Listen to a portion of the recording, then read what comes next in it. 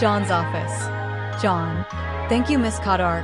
Tell your wife to remain guarding Republic City since it still has its border defense under construction.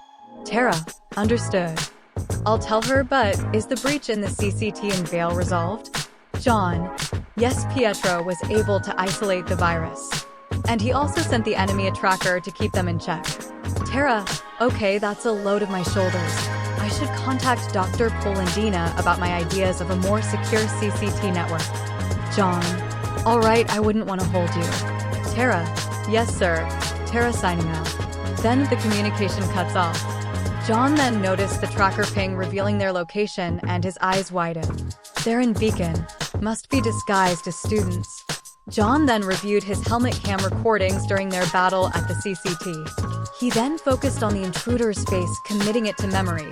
He then moved to pay a visit to the headmaster's office. Later, Ashbin's office. He entered to a weird multiple people in Ashbin's office. One blonde man who eerily looks similar to John, a black-haired man who can passive as a bandit, and a familiar black haircut girl. Ashbin, Mr. Rico. Great timing, I was about to call for you. John, and what is this about? Ashbin, we were discussing the highway incident and the punishments we were coming to terms with for the students in question. Then the blonde man stood in front of John. It seems he was sizing him up. Tai, hello, my name is Tai Xiaolong. You're the one who issued a warrant for my daughter's arrest? John, yes, and what of it? He then got on his knees and prostrate himself. Tai, please, retract the warrant. I will gladly punish her myself and pay for the property damage. John, stand up, sir. Considering Headmaster Ashbin is now enforcing the punishments on them, I have retracted the arrest.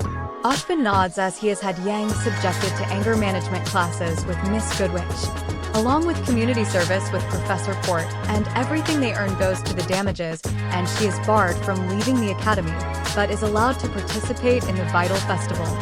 Tai stood up and bowed his head as thanks. Then the other guy approached the general. Crow. So you're Jimmy's lost son? John. Don't even think of comparing me to him. Crow. Nothing of the sort, kid. Actually, you're doing a better job than that Tin Man and his trash cans. You got my respect doing it at an early age. John. Well, thank you, Mr. Crow. Branwyn. John. Branwyn? I remember dealing with one of their attacks in a town called Cheyenne. Crow. So, you're the guys who kicked Ravenspoon's asses. Now you have my undying respect. John. Thanks? Then the girl walked to him. Callie. Hi, John.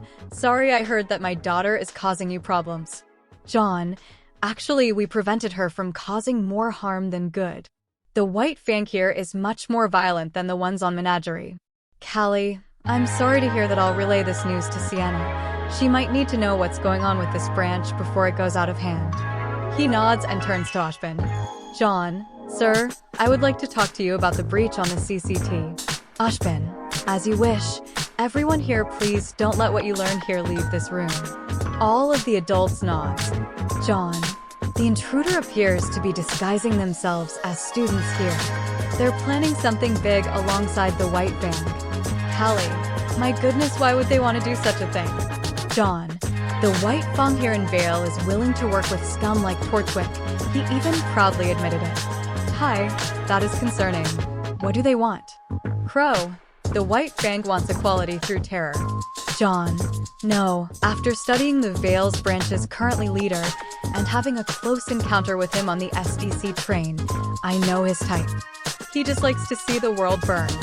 Crow. Great a psychopath. Callie.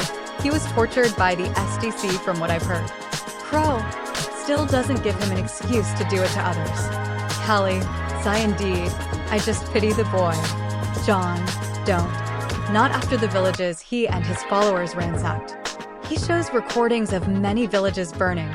Callie covers her mouth as she was shocked by the scenes. John. I have given the option to kill if he shows no sign of surrendering or if he dares takes hostages. Tai. Fair point.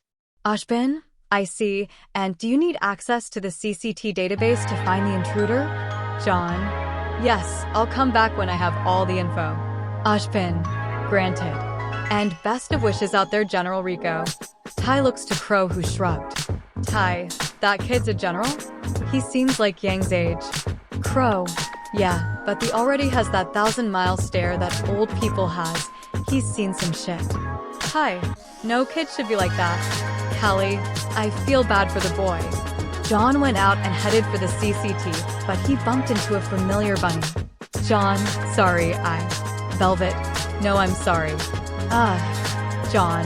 So you're the one that's shown them who I was. Velvet. Sorry about that, John. Was doing you duty. I respect that. And don't worry, I don't blame you. I knew it was gonna happen sooner than later. As you were. Velvet bows and went to where her team was.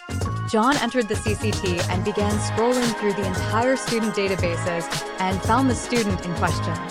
He then downloads her dossier and went back, but when he crossed a hallway, he was met with Ruby, who bumped into the target. Ruby, sorry. I wasn't looking that way. Cinder, that's okay. Ruby then noticed the new instructor and tries to greet him, but was cut off as she was picked up. John. Miss Rose, I need to speak with you right away. Follow me, please. Ruby waved at the two before she always dragged off screen. Mercury. Huh. Guess that kid is in trouble. Cinder. What do you mean? Mercury. That guy is the new disciplinary instructor. Cinder. Interesting. Near John's office. John. Miss Rose, don't speak to those two. They're trouble.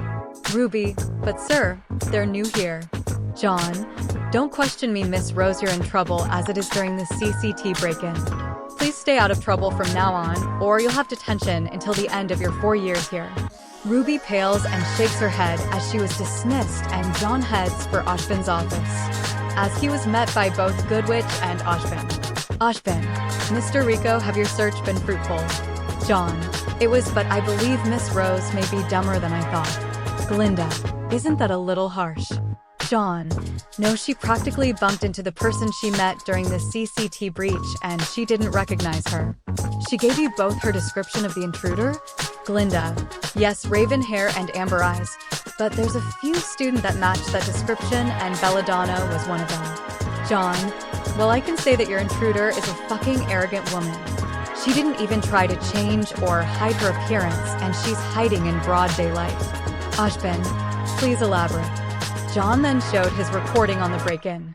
It shows Glinda, and by Miss Rose's description of her, she used dust-imbued clothing like the individual reported to have assisted Torchwick on a number of his heists. Glinda, and by Miss Rose's description of her, she used dust-imbued clothing like the individual reported to have assisted Torchwick on a number of his heists. Ashbin, that is a cause for alarm, since they work in conjunction with terrorists. This doesn't bode well. John. No shit, but what concerns me is their documents. They were approved by one of your close friends. From Haven. The two professors' eyes widen as John shows a picture of the student and they matched the first image. John.